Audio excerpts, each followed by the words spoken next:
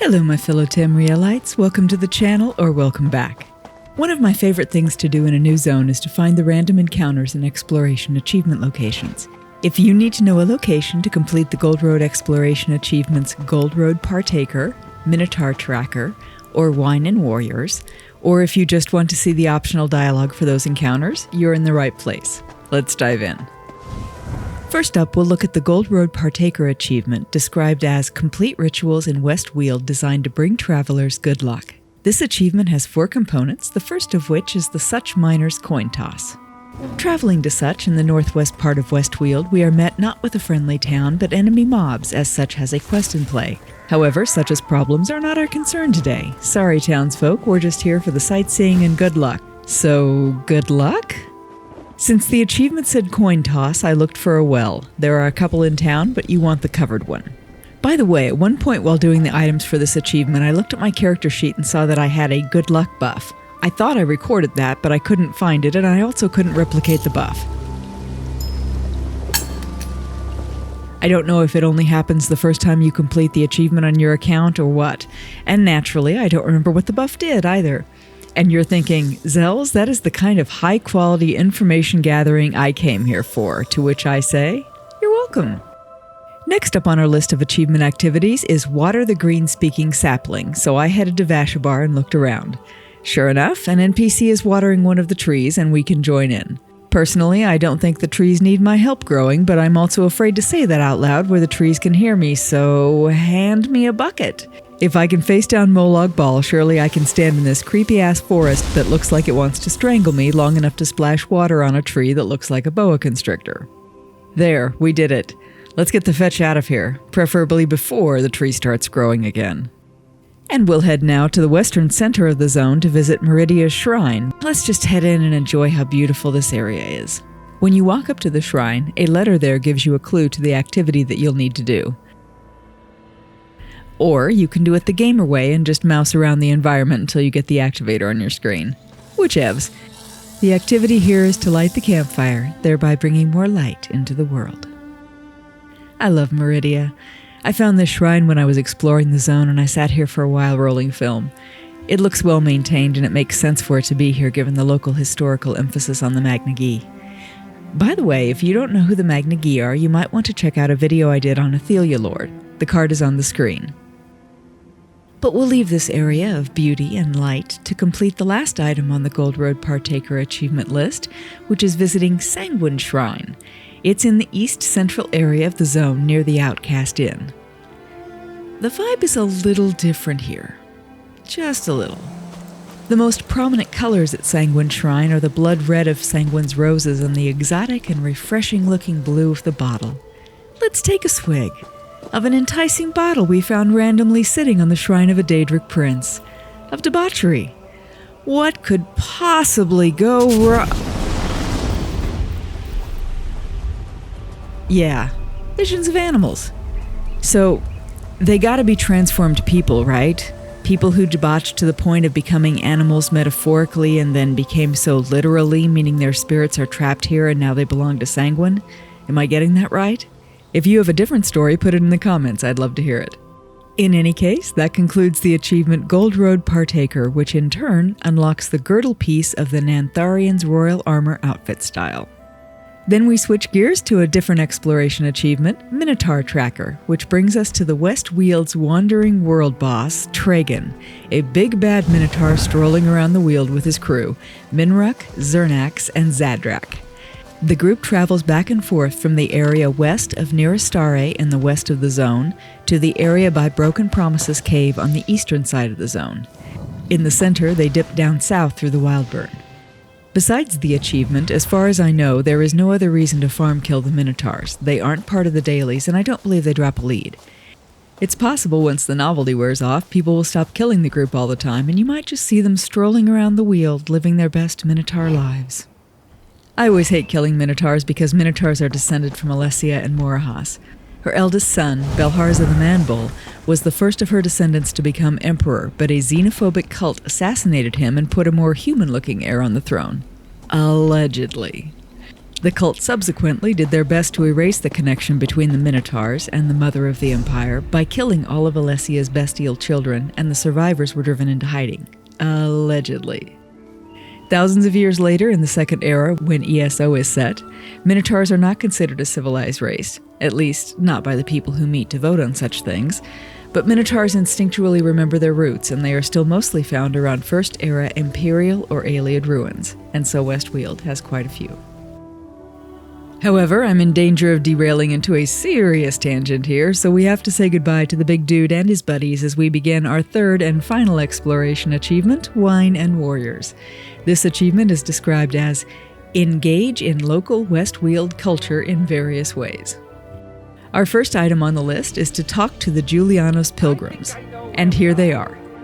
I'll go through their conversation options and then we'll talk about how to find them. I hate to admit it, but Agmund is right. Our accursed debate on the Molag Bal paradox is what got us into this predicament. Ooh, what's that? It goes as follows. Molag Bal is the Daedric Lord of Domination. He always opposes the wishes of others. If everyone would express the belief that he exists, would he therefore cease to do so because his nature demands he oppose the wishes of others? I think that's a flawed premise, but please continue. The question comes from the initial assumption that Molag Bal is subject to the metaphysical rules of the universe, which we call the Orbis. If that's true, then is he truly a being of pure domination? Can I help you get unlost? I think you can. What are your thoughts on the paradox? Maybe then we can put our debate to rest and focus on getting to Skingrad. You should hear both our opinions on the matter before you decide. Okay. Well, I just figured out where we need to go. But I am excited that this stranger wants to enter the debate now. Speak to Agmund and hear his argument. I'll share mine, then give us an outsider's perspective. So what are your thoughts? Because Anuic and Patomaic forces simultaneously defy and support Molag Bal, he both simultaneously resists and submits to the will of others. This then means Molag Bal is either not completely dominant, or is not completely real. Okay, you put together a working definition for real for me, and I'll be back in a second. Agmund, how about you? The Molag Bal paradox is a classic. I wanted to dig into it because I know Isaias doesn't like talking about Daedra, but I also think it's a good one to pass the time. What's your opinion? I felt that Molag Bal being alive implies that Orbic forces wish him not to exist, and so, in defiance, he chooses to remain alive. That implies that the universe at large wishes us to suffer, which would be both abusing and sad. That premise assumes Orbic forces control what exists. Suffering is part of the mortal existence. Bleeding and dying are the definition of mortality. Mortals suffer, and so Bal exists as a personification of that suffering. The only way for him to not exist is for all mortals to cease to exist. But why are you two out here? Agmund and I travel annually to the Temple of Julianos in Skingrad to challenge the sophists and mystics in friendly debate. But we were so engaged in our discussion that we took a wrong turn. Looks like our wits need to be sharpened, indeed. Ooh, do you have to be invited or can anyone come? Julianos is the divine of wisdom and logic. His chapel attracts philosophers seeking to explain the mundus. Agmund and I met at a similar gathering in Ababan Gora. We got into a heated debate over the ethics of conjuration magic. Wow, you've been all over. Oh, yes, and Agmund comes from Winterhold. But despite our differences, we've become fast friends. Every year we make our way to Skingrad to debate and discuss. But this year we got distracted by the Molag Bal paradox and are temporarily lost. Oh, I have some thoughts. Please, let's hear them. Maybe then we can finish our pilgrimage. There's a comfy inn and a bottle of wine waiting for me in Skingrad. Unfortunately, my thoughts are not expressed by the dialogue options. Let's go for the clash of free will and fate. Yes, you're on to something. Any parent could tell you a suffering child is a petulant child. Perhaps Molag Bal delivers pain to others because he himself is suffering in his desire for pure free will, which he can never achieve. That's not exactly what I meant, but pain does beget pain, unfortunately. Well, thank you for putting up with our musings. We should probably be off. Skingrad awaits us. Let's get moving, Agmund. If we're lucky, there'll be sweet rolls available at the bakery by the time we arrive. Oh, thank the eight. I was going to say the same thing, Isaias. Bye, traveler. Thanks for the help. When you meet the Julianus pilgrims for the second time, you can finish the dialogue options. Hold that thought, Isaias. I just came up with a rebuttal to the Mundus Lacrymos theory. That old buffoon from Auradon won't be able to get around this. Fine. I'll keep myself occupied with our newly arrived friend here. I am full to the brim with ideas. I am going to be pondering these concepts all the way back to Evermore. Lucky for Isaias. Hello again, friend. Good of you to chat with us. Have you come to speak to us about the Molag Bal paradox again? Sure, but how are things in Skingrad? Agman and I have enjoyed our discussions in Skingrad. One scholar suggested we go get lost. An excellent idea. We're thinking of getting lost in West Weald on our way home. I don't think that's what they... You know what, never mind. How about that Molag Bal paradox? Certainly. What would an aspiring sophist such as yourself care to discuss about it? We can skip the preliminary questions. Let's just get to the unused dialogue options, Isaias. Wonderful. Your opinion will pair nicely with a glass of wine. Perhaps confusion is inherent because the questions don't have answers. Such is the nature of metaphysical debate. Perhaps the Daedra delight in confusing us, and we empower them when we think of them. I wonder, when we sleep at night, do they weaken, since we don't consider them? I think Vermina would disagree with that, but let's go back. I have a new opinion. Wonderful. Your opinion will pair nicely with a glass of wine. The thing is, mortals get to choose who we want to be. Daedra simply are. It would take extraordinary circumstances for a Daedric prince to switch paths. The price of sapience is resisting things out of our control. That's indeed a sad thing. I'm not overly fond of Daedra. Their inflexible nature makes them useful only as personifications of abstract concepts.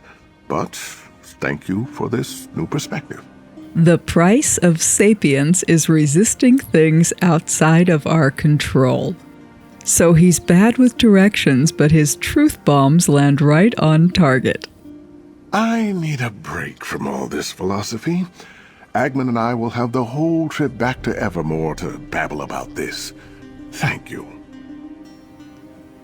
And that is all of the interaction dialogue for the Julianus pilgrims. Subsequent encounters will find them repeating those same lines. As to how to find them, throughout the zone there are spawn spots where random encounters happen, just like the spawn spots for treasure chests. There are a list of possible encounters that can be triggered at each spawn spot by players who are approaching. I'm showing a map with several encounter spots where I personally have spoken with the pilgrims. Those are not the only places you'll find them, and you might instead see other possible encounters at those spots or have no encounter at all. But if you keep going back to those marked spots, you'll meet them sooner or later. Rather conveniently, this is the same map to find occurrences of the Emerging Performer NPC to check the next item off the achievement, Engage the Emerging Performer. He, like the pilgrims, spawns at the NPC encounter spot, so just port around until you find him. No. We must get this right before our performance.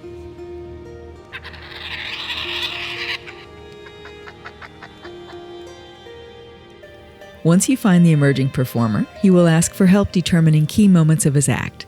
All told, there are 8 possible combinations of choices you can make. It's possible that different combinations of answers will lead to different subsequent interactions, but I wasn't able to test his entire encounter tree, and I believe he's currently glitched. If that's true and he gets fixed, I'll see if I can put him into a future video. At the moment, however, after your first character interacts with him, all other characters on your account are locked into that first answer tree, so you can't see any other options. Since I don't have all of his dialogue, I won't show the whole tree or the subsequent interactions. Like I said, if I can include that in a future video, I'll do so. For now, however, we head up to Ontus to complete the next item on our Wine and Warriors achievement list, which is Dance with a Marionette. Since I've played Elder Scrolls for a minute, I was totally expecting this to be super dark, but it's actually rather charming. Our little guy goes through a bunch of different dances and he's fun to watch. Have you ever heard the origin story of the fairy tale The Pied Piper or read any of the unsanitized versions? All pre-Disney Pied Piper stories are chock full of gruesome things I cannot say on YouTube, and yet, somehow, the version in ESO is even darker, which is an accomplishment. You find the book in a back room of the Wayrest Sewers group dungeon. So I saw Marionette in this achievement, and I just assumed, necromancers were going to be involved, or like maybe a noose. But look how sweet this is. Wait, is that doll maybe too lifelike? Is that maybe a person who's been... Nope. Totally a doll. Going with that. La la la la la. The next item on our Wine and Warriors list sounds wholesome. Smash grapes with a vintner. I had no idea that word was spelled or pronounced that way. The more you know. We can find our vintner outside of Skingrad. If you've ever wondered if the grapes in your wine were stomped by a random person's unwashed feet straight off the road, apparently the answer is yes, that's how they roll in Skingrad, wine capital of the Empire. And strangely, sanitation is not one of the things the vintner will discuss, should you choose to chat him up. If you're going to stomp grapes, you need a song. A rousing song. Yeah, a song that lets you scream your love for stomping these grapes into the best damn wine you'll ever drink. I haven't yet found my song, but with enough stomping, I will. I swear it. I don't even believe that's the wine talking. I think this is a dude who dances to his own song even if he doesn't know what the song is. I am proud to have stomped grapes with this man.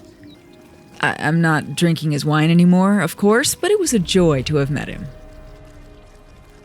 And that brings us to the last item on the Wine and Warriors list, talk to the Reachfolk ambassador in Vashabar. So we go back to Vashabar, where the beer is meat and the trees are boa constrictors. I wish I were joking about at least one of those things. And speaking of eating habits, I know this is going to blow your mind, but this Reachman has him a rapt audience of Bosmer, and yet the discussion topic does not appear to be 5-minute crafts with corpses of your enemies. Reachfolk healers are some of the finest in the world.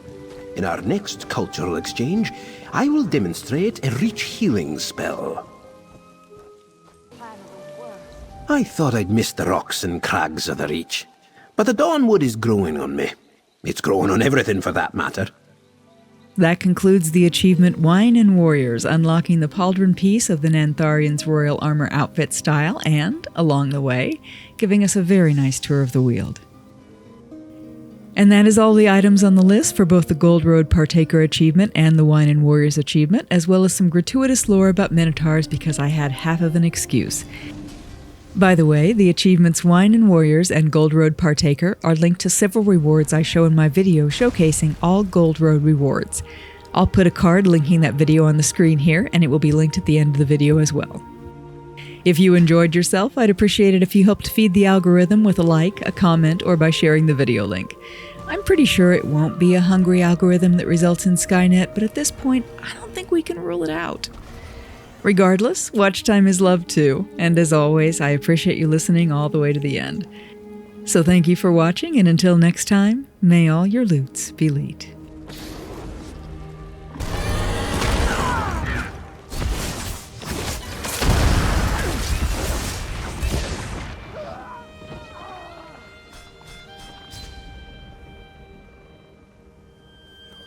The price of sapience is resisting things out of our control.